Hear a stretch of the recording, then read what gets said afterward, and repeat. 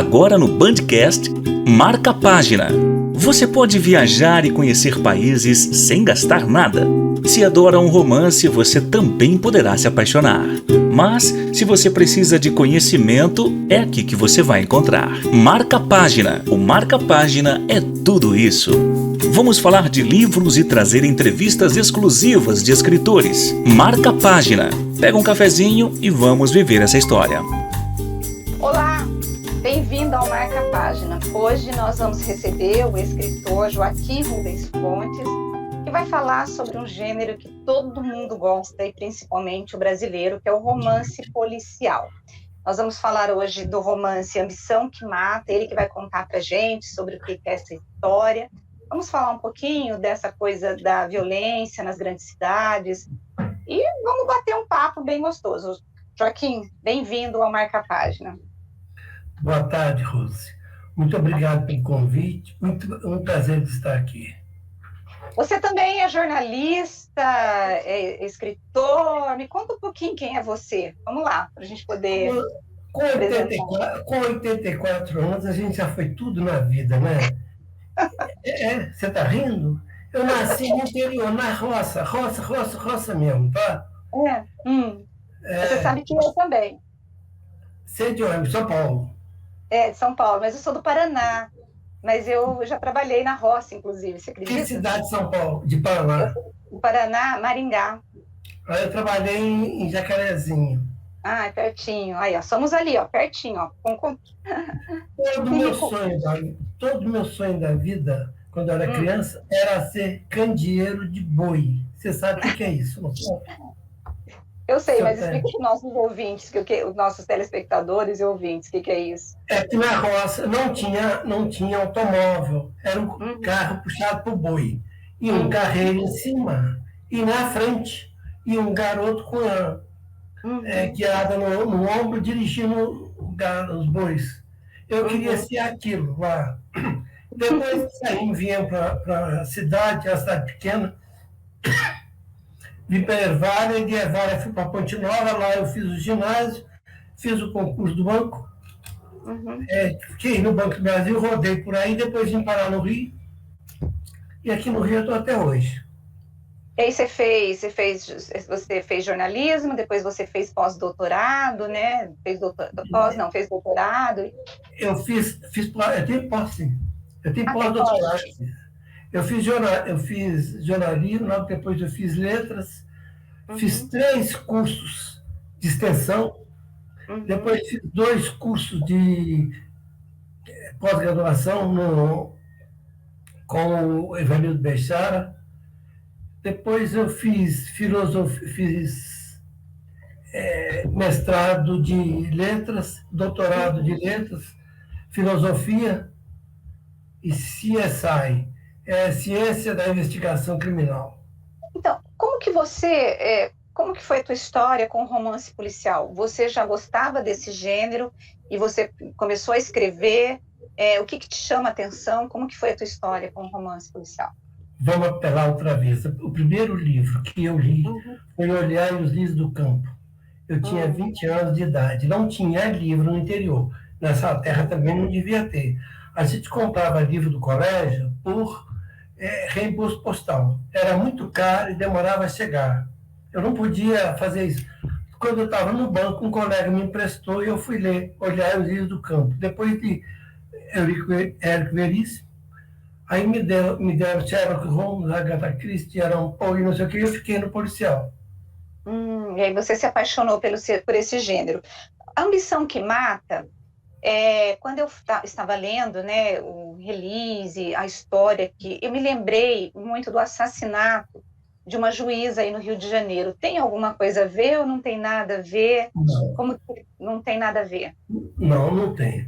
Esse livro é feito ao contrário de tudo que eu prego nesse aqui. Não está aparecendo isso. Aí sim, agora sim. Tudo que eu prego nesse é uma confusão, a morte da professora, uma porção, 4 suspeitos, e depois tem mais 2, não, acaba sendo 4, Você lendo o livro, você não vai descobrir um assassino.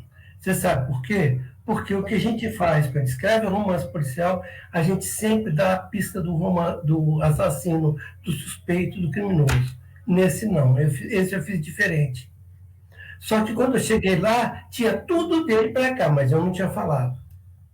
E por que você decidiu fazer diferente? Então, o leitor, ele termina a história, bom, a história de uma professora universitária, que era casada, né? Depois ela se separa, isso, tem uma filha, ela se envolve com vários homens, alguns traficantes, e todos estão interessados, na verdade, depois na fortuna dela. É isso a história. O ex-marido é que está interessado. Ele vai ficar com a filha e vai ficar com a aposentadoria dela e com os bens que ela tinha guardado e vai administrar a fortuna não, que não é a fortuna, mas os bens da filha. Só que ele era um mau elemento muito grande e não podia ser. Então, um advogado que vem proteger a avó da menina, mãe da vítima, contrata um advogado. Esse advogado contrata um detetive, e esse detetive, da Mata, em todos os livros meus, o da Mata está, tá? Ele começou no primeiro e foi até o final. Tá. Eu segui aquela rotina que a Agatha Christie fez, que é o Poirot, o Conan Doyle fez, que é o Sherlock Holmes. Então, colocando você, quando começa a ser o primeiro, no segundo, você já sabe a altura do detetive, o que ele faz, como é que ele age e tudo. Então, ele vai descobrir, ele começa, mas ele só vai descobrir no final, porque pegam o assassino. Pega o assassino e depois o mandante. Joaquim, no seu livro, você discute temas sociais como a questão, porque a violência, ela tá. Você tem o homicídio, você tem o tráfico, você tem a questão da ambição, então você humaniza muitos personagens, né? Como que você tenta trazer para o leitor uma consciência para poder prestar atenção nesses temas, ou eles entram como temas transversais e o que chama atenção mesmo é a história e essa loucura policial? Um romance policial é sempre aquela coisa de você querer ficar correndo atrás até descobrir o final, né? O suspense, né? Você tem muito suspense, né? Rose, eu sou Flamengo, sou católico, sou político, tenho minhas convicções políticas, mas eu não ponho nada disso no livro. Não. Você que vai ler, eu não estou querendo fazer a sua cabeça. Tá? Na verdade, a gente sempre fala, porque eu falo bem do autor, de alguém, e você vai acompanhar, vai descobrir aquilo. Mas eu não falo nada. Outra coisa, essa sociedade criminosa... vai ficando para o meio da câmera, que você está fugindo da câmera. Isso aí. Esses livros têm esses bandidos de São Paulo, PCC, né? PCC, aqui do Rio, Monte Vermelho, eu também não entro nisso. Eu acho que isso aí não é romance, não é ficção. Então, deixa para lá, a gente paga a polícia, todo mês eles tiram um pouquinho do meu salário para dar para a polícia para cuidar disso. Então, na verdade, a tua pretensão mesmo foi escrever um romance policial, entregar para o leitor uma história de suspense, e como que... Esse foi teu objetivo. Como que elas surgem, as histórias na sua cabeça? Como que elas são gestadas? Olha, a gente cansa de ouvir que não existe inspiração. Eu passo o dia inteiro pensando em romance policial, em como é que eu vou fazer. Aí eu anoto, depois vejo aquilo e sigo. Ou às vezes não sigo. Eu tinha um caderno cheio de anotações, passei para o computador, cheio de anotações que eu fiz sobre isso. Tá? Agora eu vou fazendo e vou escrevendo, vou juntando, fazendo aquilo. Depois eu vou trabalhar naquilo. O livro que eu estou fazendo atualmente, que estou querendo botar para um concurso, chama Tantas Ilusões. Ele está com 250 páginas. ele já teve mais ou menos 5 versões completamente diferentes, tá? É romance policial também ou não? Não, esse não, esse é social. Esse Social. é social, é de uma família que entra, né, nessa pandemia, nesse pandemônio que é a vida moderna, e cada um vai para um lado e a família se desgasta toda, acaba toda, morrem. Alguns, 2 ou 3 morrem, outros têm prejuízo, mas falando sobre os aspectos sociais. Por exemplo, a menina com 17 anos resolve casar com um cara que é um bandido, já foi expulso da polícia, não sei o quê. Então, nisso aqui, eu boto um comentário meu, pensando que podia ser minha filha, tá? Mas não vou dizer que é bom ou ruim, não. Depois que eu junto isso tudo, que eu faço o livro, aí começa a minha luta de fazer revisão. Você ouve falar que o cara faz 3, 4 revisões no livro. Eu anotava, e a minha marca é mais ou menos de 30 para fazer revisão. Nossa! E quanto tempo você demora para escrever um livro, Joaquim? Olha, para escrever normalmente uns 6 meses, 1 ano. Para corrigir e conferir depois, mais uns 5. Tá? Nossa, então você publica, porque você tem 16 livros publicados, né? 18. 18 livros publicados. Então, você começou a escrever a sua vida de escritor, começou quando? Outra coisa, quando eu vim de Minas para o Rio, eu fui transferido pelo Banco do Brasil, eu cheguei aqui e queria trabalhar no jornal. Então eu fui coleguinha do Essa de Queiroz e do Machado de Assis. Fui. Sabe, eles trabalharam na Gazeta de Notícias. E eu cheguei a ser chefe de reportagem de 2 lugares na Gazeta de Notícias. É claro, foi 100 anos depois deles. Mas eu tinha todas os originais dele, tudo, eu vi isso. Tá. Então eu comecei a escrever e comecei a ver como é que eles fazem. Essa de Queiroz está aí, foi vendida, foi editada há pouco tempo, Os Maias. Os Maias ele já tinha publicado provisoriamente e já tinha mais 5 ou 6 anos, ele morreu fazendo revisão do livro, que ele fazia isso. Porque há um aspecto que eu prezo muito, que é a qualidade da linguagem. Vem mais pro meio da câmera, que você está fugindo de mim de novo. Aí, agora você está pertinho. A qualidade da linguagem, para mim, é muito importante, tá? Eu leio, estudo e faço. Eu procuro sempre, quase toda noite, estudar um pouco de gramática de português. Nossa, que legal! E assim, desculpa perguntar, mas eu vou perguntar, porque eu acho maravilhoso. Você tem 83 anos, né? 84 anos, e você está escrevendo. A tua mente está perfeitíssima, você está super bem, você falou que acabou de ter um bisneto. Como que é o teu dia a dia? Porque eu acho ótimo ver uma pessoa com 84 anos tão ativa desse jeito. Eu não sei, eu acordo, eu caminho toda manhã, tá? Eu caminhava muito no aterro, agora eu diminuí, caminho, volto, trago pão, que eu tinha 3 filhos, agora não tem nenhum mais, só eu e a mulher. Os outros meninos casados foram para São Paulo, todo mundo para São Paulo. E eu e a mulher ficamos aqui. A gente toma café, eu dou uma ajudada para ela e vem aqui para essa mesa, no meu escritório, trabalhar. Vou ter um escritório na cidade para fazer auditoria de sistemas, que eu trabalhei nisso há alguns anos, quando eu estava no Banco do Brasil e depois no Banco Econômico. E depois da Previ, eu trabalhei em diversos lugares, depois do banco. Então eu trabalho lá. E venho para aqui, para esse quarto, tem uma cadeira, eu sento e começo a ler. E vou lendo, mas não dou conta do coisa. Aqui, esse é um rascunho, muito bom. Eu estava com 5 aqui para ler, que eu não conseguia atualizar. Eu sento e vou ler, e vou até enquanto a mulher vê novela, vê tudo. Eu só paro para ver jornal e para ver Flamengo, tá? Flamengo, que você é apaixonado pelo jeito, né? Bom, ambição que mata.